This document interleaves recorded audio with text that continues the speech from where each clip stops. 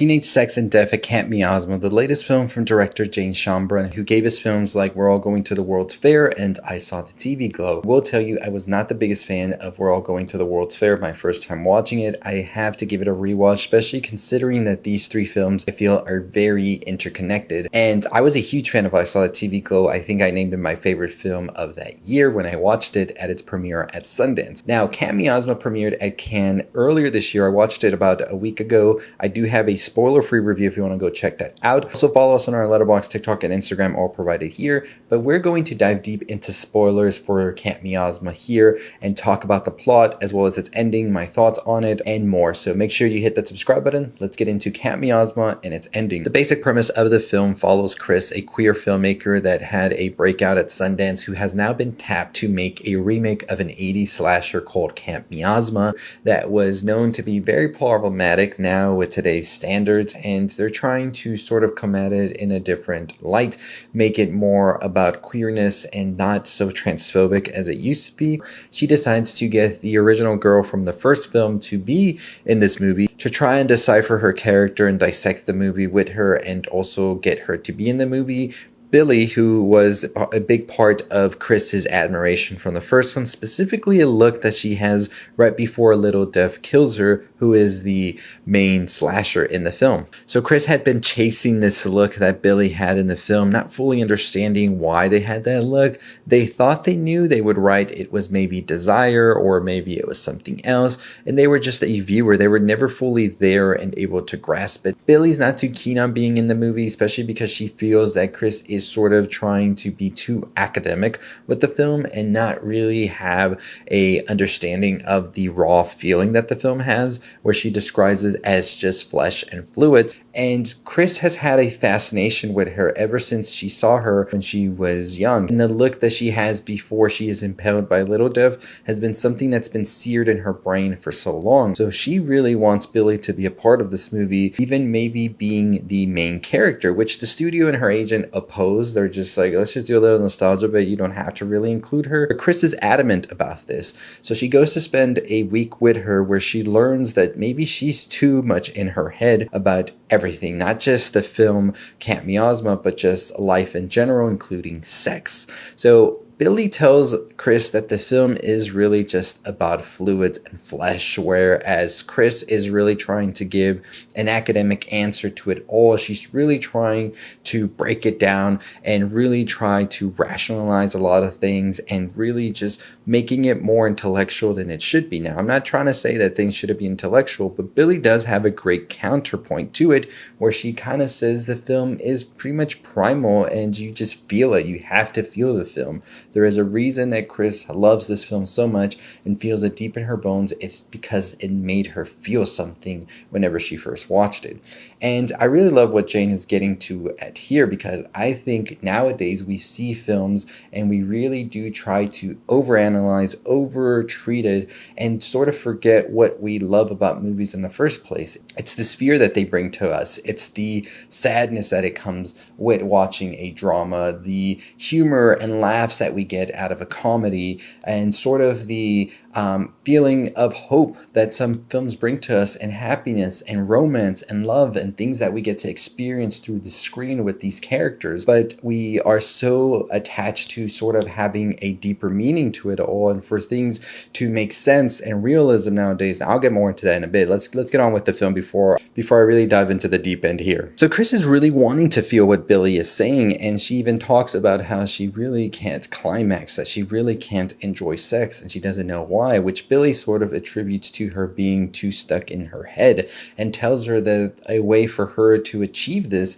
is by being able to come out of her body and see herself in these moments and be in the moment there, but not inside of her head, and just experience it all. Chris is not really sure how to do this. She tries, but she's not able to. But Billy just says she just has to play the part. She has to be a part part of the movie. And this is when Chris says that she does fantasize about being the helpless woman in the 80s slasher in Camp Miasma that's just running away from Little Death. And finally, Little Death gets her. Of course, Little Death is petite mort, which is a French expression for climaxing, orgasming, all of that. And so I think that we see that Chris is always running away from this. She's always there, and Little Death is about to get her, and then ultimately she just gets too wrapped in the details and it's out of the moment. But Chris is really trying to get there, and that's when Billy really teaches her how she's able to get there by the end. Because by the end of the film, we do see that Chris is fully in play. She is in this dream. She is inside of her head, you can say, because her agent, her partner, who she doesn't really feel is really there for her, and also her producers all come in to try and like get her out of the moment, and she's just trying to reach that climax with Billy, with Little Death, but all of these things are getting in her way, and that's why we see Little Death ultimately kill them. You can sort of say that these final moments are inside her head as she is getting intimate with Billy and she's reaching that climax, and just like anybody in those moments, you can sort of become distracted and you sort of start to lose sight of what you're actually doing, and you're not in the moment anymore. You're everywhere else but there. And I think when Little Death kills all of these moments, that's when Chris is really able to climax, and we ultimately see her and Billy both get impaled by Little Death and quote unquote die. Now Jane has said that this is just a little death, it's not a big death, and it's not permanent, it's more like poetry. That's how Jane describes it. And yes, this indeed feels like a poetic ending, because we see both Chris and Billy without a care in the world walking through, bloodied and all, not afraid to show who they really are,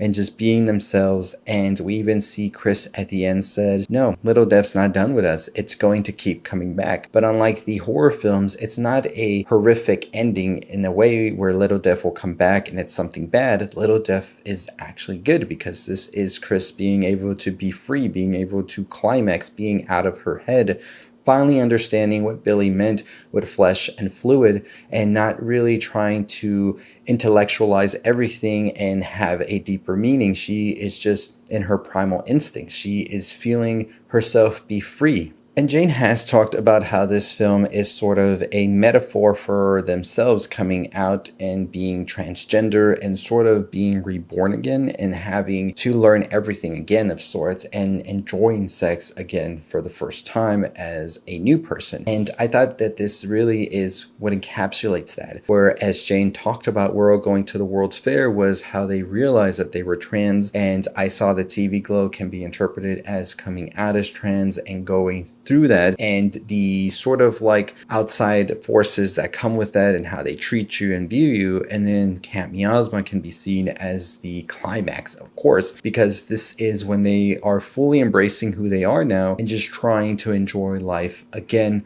And that's whether it's love, sex, or whatever it may be. And I think that this movie really is such a great metaphor for all of that. Not only Chris enjoying this sex that she's able to finally have and enjoying it in the moment, but also being free. This is a thing that we see with her when she's running from Little Death at the very end of the film. She strips away herself almost to her primal and natural self and runs through and is enjoying the chase as well as being afraid of it. But ultimately, when she's with Billy, she's able to fully embrace what it is.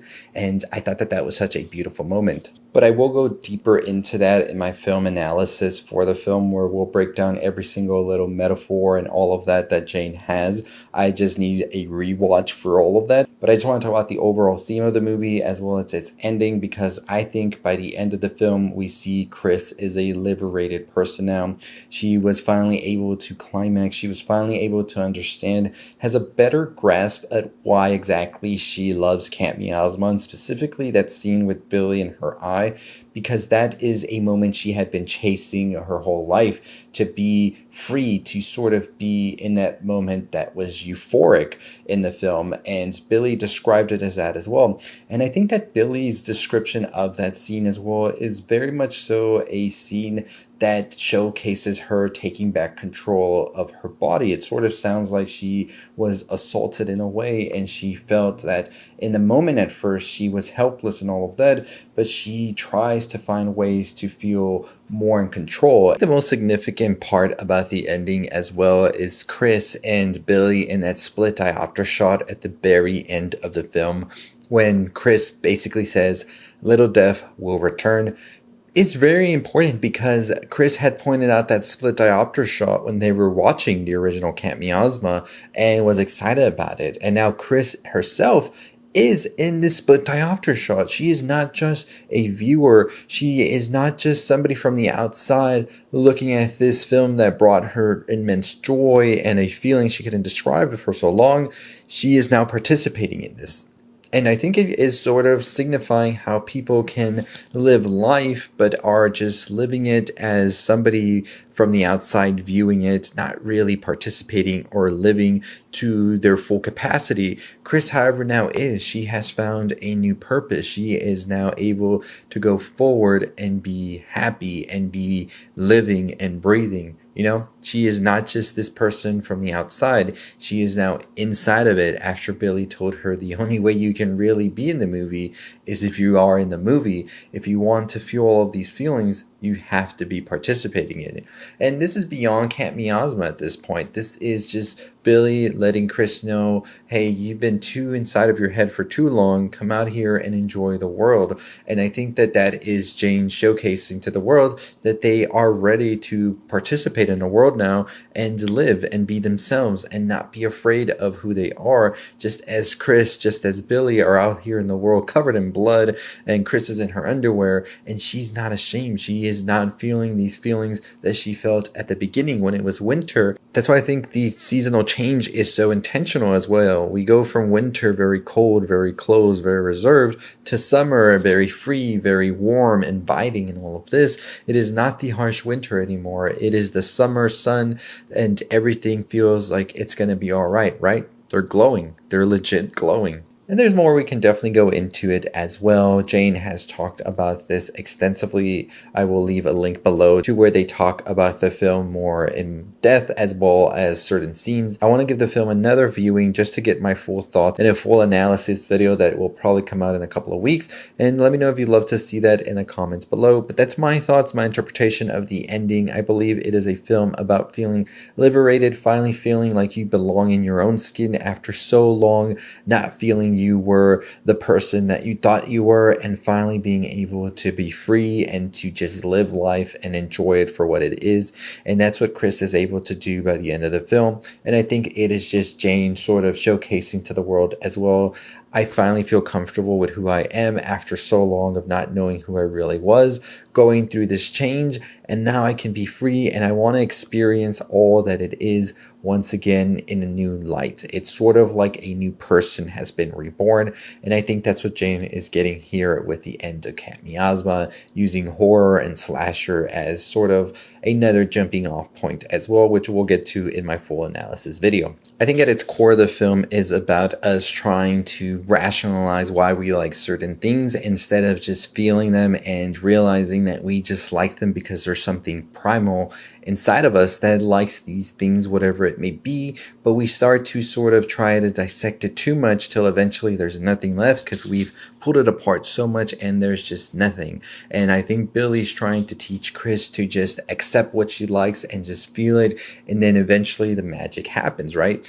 And I think that nobody really understood what Chris was trying to convey here with the film, because I think that capitalism and all of this sort of ruins things because it tries to rationalize and sort of clone things. So it needs to have an understanding of it before it can clone it, whereas art isn't just something that you can just do over and over again. It has to come at you at a certain point, and then that's when you catch it. David Lynch talks about this as well when he talks about ideas just all being out there. Like any idea you can think of, it's already out there there and you just have to catch it. And that's sort of the way that Chris kind of talks about Little Death in a way, is that Little Death's here and Little Death will come out when it needs to come out, and it doesn't matter if you're ready or not. It's just going to come out and then it's going to capture the movie for you. And I think that is what art is. Art is already all around us. Like, there is no original concept or idea, and the more you try to break it down or try to think of one, I think that means you don't really get to catch it. It's just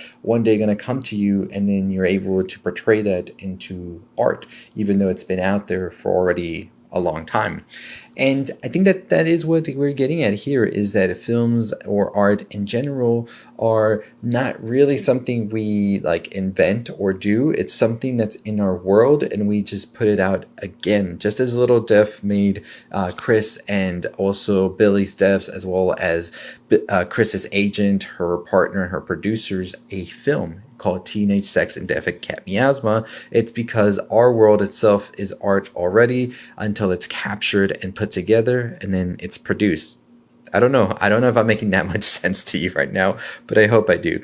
I think in the simplest terms, Jane is just telling you, get out of your head, stop overthinking it, and just enjoy life and just be in the moment. Don't try to decipher the moment too long. Just enjoy it while it's here. And I think it's a beautiful way to end the film, because Chris is now living the movie. She is not trying to analyze it. She is in the movie itself. But as always, that's going to do it for me. Follow us on our social medias, whether it's TikTok, Instagram, or Letterboxd, all provided here. Make sure you hit that subscribe button and follow us for all the things you love. Stay tuned for that full analysis video in the next couple of weeks, especially before TIFF. It's going to come before TIFF, so don't miss out on that. And as always, stay safe, stay positive.